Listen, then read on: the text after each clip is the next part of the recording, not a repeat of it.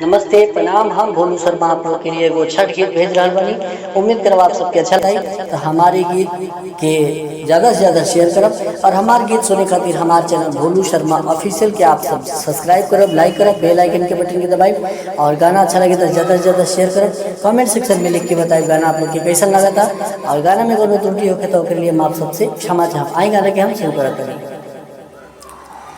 पहिले पहिले बरत करतारी कोसियानु भरतारी थोड़े थोड़े डरतारी हो तब भूल चुक क्षमा करी हो छठी माई धनिया हमर नया बारी हो भूल चुक क्षमा करी हो छठी माई धनिया हमर नया बारी हो।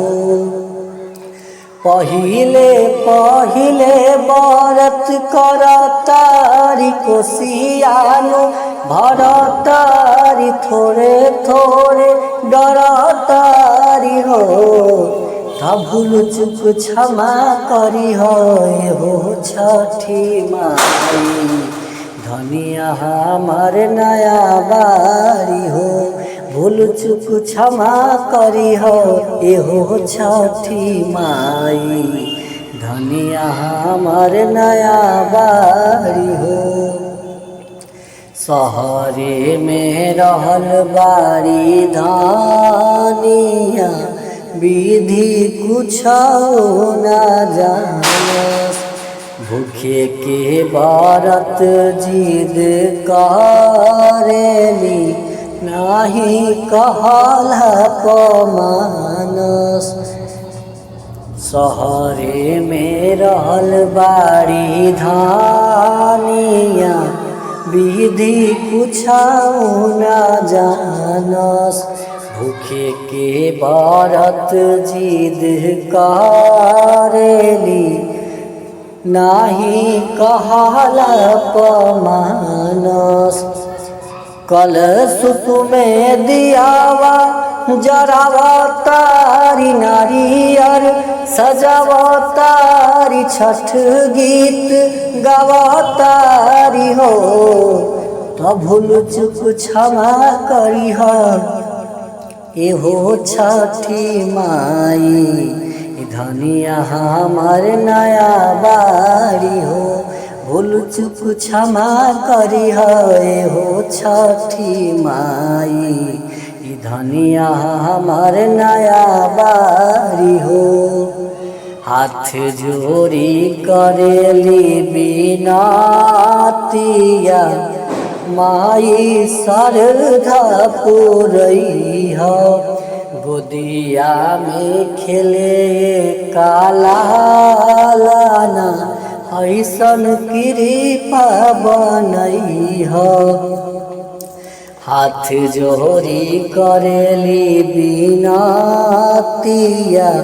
माई श्रद्धा पुरई हो गोदिया में खेले काला लाना ऐसन कृपा बनई हो।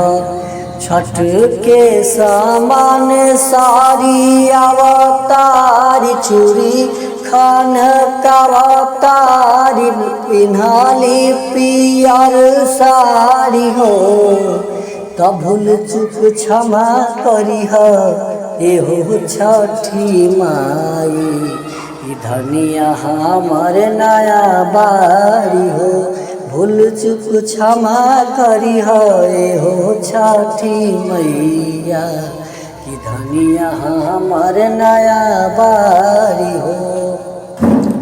पहिले पहिले बरत करतारी कोसियानु भरतारी थोड़े थोड़े डरतारी हो पहिले पहिले बरत करतारी कोसियानु भरतारी थोड़े थोड़े डरतारी हो तो भूल चुक क्षमा करी ए हो छठी माई, ई धनिया हमारे नया बारी हो, भूल चुक क्षमा करी ए हो छठी माई, ई धनिया हमारे नया बारी हो।